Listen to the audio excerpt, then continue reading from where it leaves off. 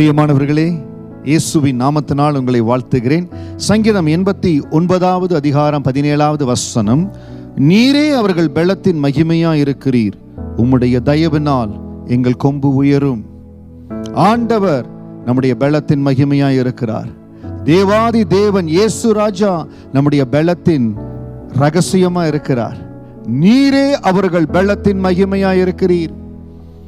உங்களுக்கு தேவையான பலத்தை, குடும்பத்தை நடத்த வேண்டிய பலத்தை, உங்க தொழிலை சரியான வகையில் நடத்த வேண்டிய பலத்தை கர்த்தர் உங்களுக்கு கொடுப்பார்.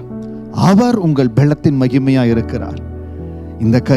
இந்த கோர்ஸை முடிக்கிறது எனக்கு இவ்வளவு கஷ்டமா இருக்குதே, இன்னைக்கு நீங்க என்னோட கூட சொல்லணும், ஆண்டவரே, சங்கீதம் 89:17 படி நீர் எங்க பலத்தின் மகிமையா இருக்கிறீங்க ஆண்டவரே, உங்க தயவுனால என் கொம்பு உயரும்.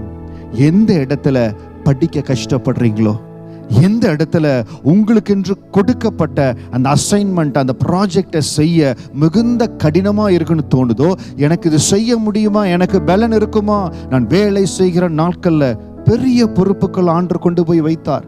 நான் சுற்றி முற்றி பார்க்கிறேன், கூட இருக்கிறவங்க எல்லாம் பல வருட எக்ஸ்பீரியன்ஸ், ரொம்ப ஸ்கில்டு பீப்புள்.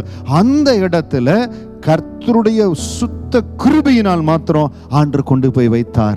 ஆரம்ப நாட்கள்ல ரொம்ப யோசிச்சேன், ரொம்ப பயந்தேன். ஆனால் ஆண்டு சமூகத்தில் ஜெபித்தேன். நாட்கள் வந்தது, சோதனையின் நேரங்கள் வந்தது. நல்லா தெரிஞ்சிட்டேன், எனக்குள் இருக்கிறவர் பெரியவர், என்னை அழைத்து இருக்கிறவர் பெரியவர், அவர் எப்படியும் நடத்துவார் என்று சொல்லி. ஒரு முறை நான் கடந்து போன மிக கடினமான ஒரு நிந்தனையான பாதை இருந்தது. 6 மாதங்கள் அந்த நிந்தனையின் பாதையில அப்பாவுடைய பலத்துல கடந்து போனேன்.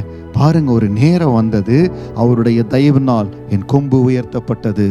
ஒரே ஒரு மீட்டிங்காக என்னுடைய ஆஃபீஸில் அவங்க வெளி தேசத்துக்கு ஃப்ளை பண்ணி கொண்டு போய் அந்த இடத்துல ஆண்டுடைய பெரிதான கிருபையினால அநேகர் இருக்கும் பட்சத்தில் என் கொம்பை ஆண்டவர் உயர்த்தினார்.